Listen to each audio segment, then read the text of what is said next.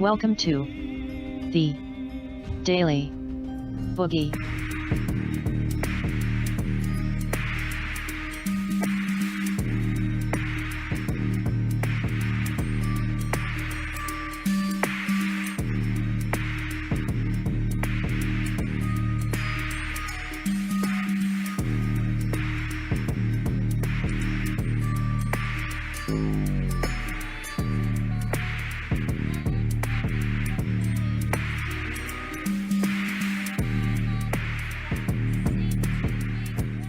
African nations, blank hole countries. Joining me now is Democratic Congressman Gregory Meeks of New York. Congressman, thank you so much for being with us. Overnight, the president said, "I'm not a racist," and he told reporters that he is the least racist person that they have ever spoken to. How dare he?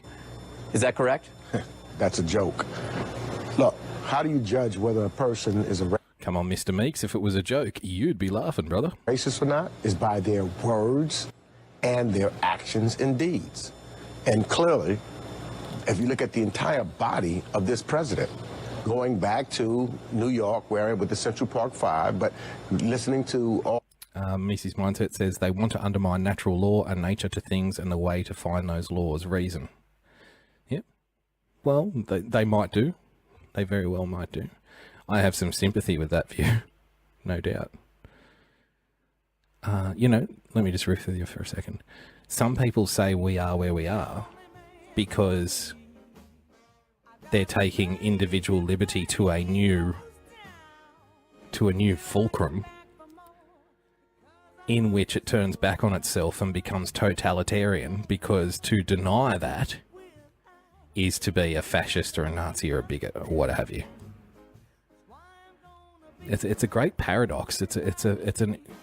It really is a paradox when you think about it, and I think that's why it's kind of acts like an intellectual black hole,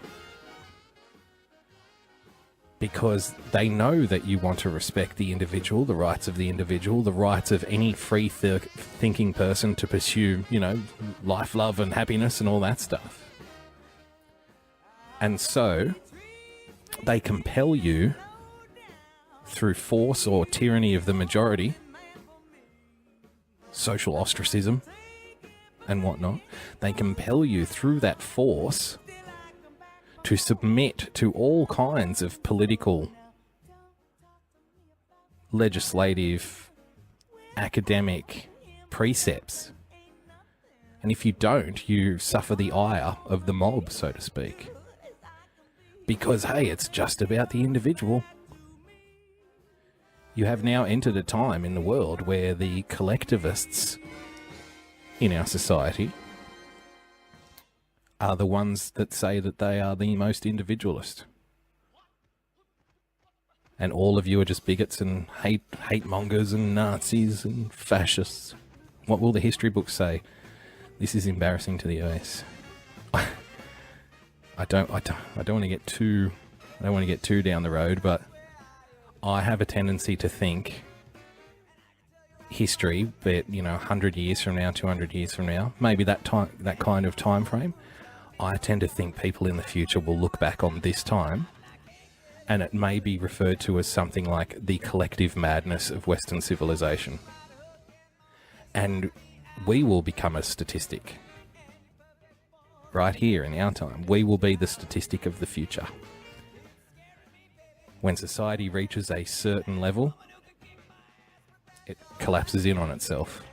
It's not like it's the first time that statistic has ever happened. There's another side of this argument, but it's not seeing the light of day. Okay. I'm happy to see the other side of the argument. I know the difficulties of the platform, don't get me wrong. But, trolls are always welcome, arguments are always welcome, you know that. all of the statements he's made about President Obama and the birther movement. We're talking about individuals who are good people, neo-Nazis and others. His words are clear. The words and the language of a racist. Got a cute little video for you on AI later, if you stick around, Tony the Fairy. It has nothing to do with virtue. That's where things are lost. Yeah, I think I can see where you're going on that one, Sam. I hope you don't mind if I call you Sam.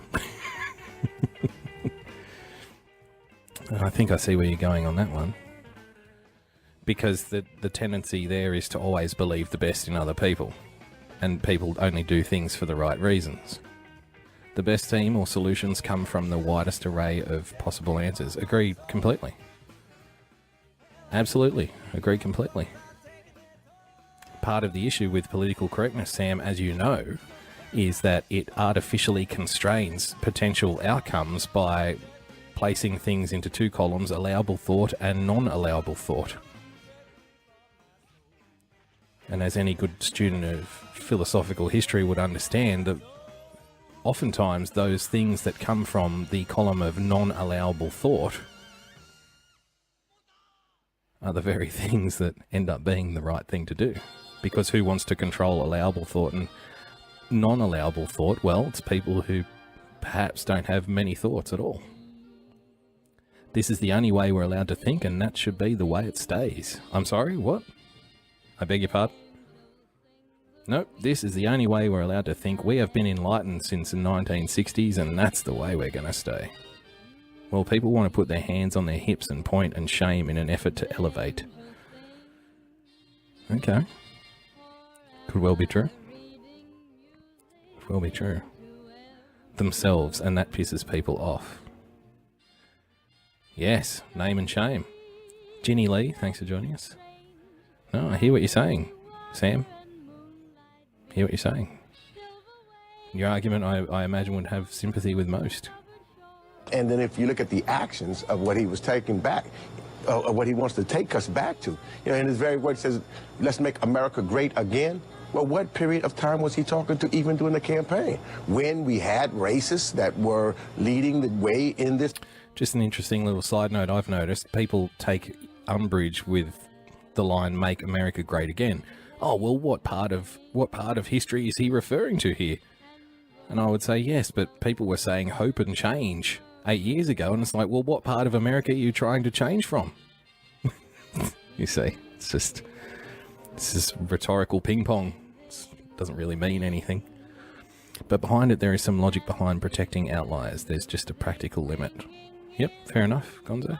This particular country, we had what I believe what made in making America great is that we were able to move from the past to the present, and he wants to take us back to the past. The nephew of Martin Luther King Jr. was at the White House on Friday and said that he doesn't think the president is racist, just racial. Ross says, everyone is racist, everything is racist, it's all racism. Yes, I like the succinctity of that. I don't even know if succinctity is that a word. Maga, we were talking about the 60s. Yeah, apparently. Bell bottoms, LSD, the Beatles, my God. He's reading into his comments. He's seeing through them, Veritas, I think you'll find. He's seeing through them because to read into them is merely to swallow the tripe of a racist, bigot, Nazi president, apparently. If CNN wouldn't lie to me now. CNN wouldn't lie to me. Ignorant. Because he may not understand the meaning, I think, and implications of what he's saying. Is he ignorant? Stable genius. Listen, I think that what the president... Whenever someone calls you ignorant, you should always ask, ignorant of what? Because for some reason, ignorant has now just become a term that you throw out. All these people are ignorant.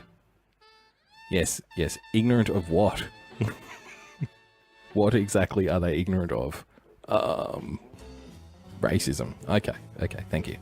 Thank you for your contribution. It's a verbal seance. is doing is diabolical. That he absolutely knows that he is playing to the When racists. Al Bundy scored 4 touchdowns in a single game, that's when America was great, says Lynn Guiney. And then he shoved his hand down his pants.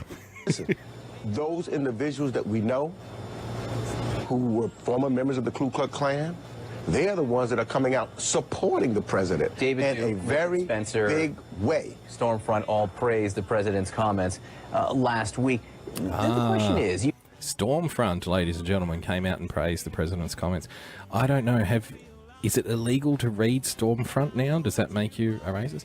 I will check on Storefront Stormfront maybe once every couple of weeks, just because I love the way they write headlines. They write, if you thought headlines were inflammatory when you pick up the tabloids, wait till you check out Stormfront. I mean, it's kikes this and niggas that. It's everybody's. So you just bring up the front page if you're bored one afternoon and compare the Stormfront headlines to the tabloid headlines. And if you thought the tabloid headlines were like clickbait, you're in for an amazing time. You say this is the president, this is some of the people he's playing to, clearly racist like David Duke. You do have to be fairly untriggerable, though. I'm afraid that's your trigger warning. Actually, come to think of it, if I have to administer a trigger warning about being untriggerable, then do not go to the website. Okay. What do you then, or how do you categorize members of Congress, Republicans, who are supporting what the president said, or not criticizing it, or remaining silent? Are they complicit in this, what you call racism? Oh, yeah. I think that as we celebrate Dr. King's birthday and all that he... Now, are we celebrating, or are we calling the president a racist? The music is triggering. Oh, that was you the other day, Linguini. That was you. Yes. You're a hater. See, as we remember our first article here, ladies and gentlemen, boys and girls. Remember the last paragraph. When you see it this way, you understand the enormity and the profundity of what we are facing. There were enough Americans who were willing to accept Trump's racism to elect him. There are enough people in Washington willing to accept Trump's racism to defend him. Not only is Trump racist, the entire architecture of his support is suffused with that racism. Racism is a fundamental component of the Trump presidency. Okay? This is not a random paragraph. It's supposed to be the end of a very emotive New York Times piece by Mr. Charles M. Blow, where he goes through and explains all the reasons why the president is racist. This is a Republican on CNN. Well, just replay that question again for you. Supporting what the president said, or not criticizing it, or remaining silent. Are they complicit in this, what you call racism? See, everybody who isn't opposed to Donald Trump is also now a racist. That's the meme that's being created as we celebrate the birthday of Martin Luther King. The guest adds. Unsuspectingly. Well, yeah, I think that as we celebrate Dr. King's birthday and all that he has done for America, because virtually Dr. King saved America from itself. And in that time, he talked about those who remain silent, that we will remember those, our friends who remained silent, as opposed to our enemies who spoke those evil words. It is incumbent upon all Americans, particularly those of us who have the responsibility of being members of the United States Congress, be it in the House or the Senate, to have a strong voice and to say that what the president said is wrong, irrespective of your political viewpoint. What he said is morally wrong, and what he said is morally wrong. Couple of buzz terms in there. I was kidding. Love the music. So if we stop supporting Trump, we get a free racism pass. Yes, apparently. Let me just throw back to the article again. There was something in here where if he just apologizes.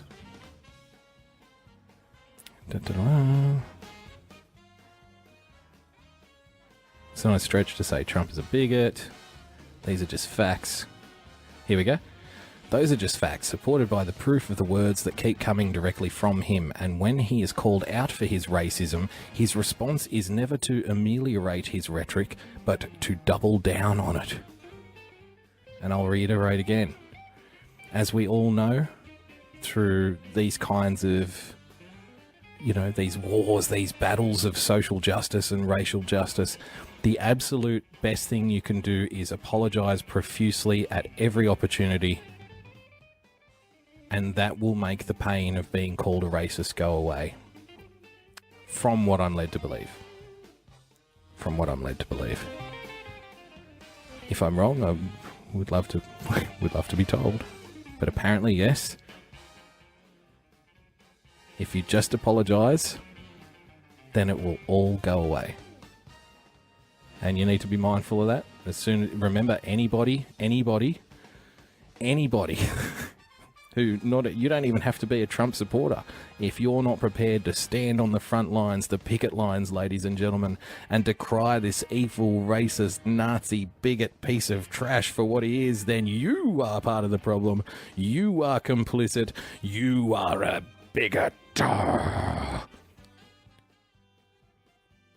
And it seems the Democrats' plan for winning back the White House in 2020 is to make sure that you never forget it. And I would suggest kindly, that's not a plan. That's a rally.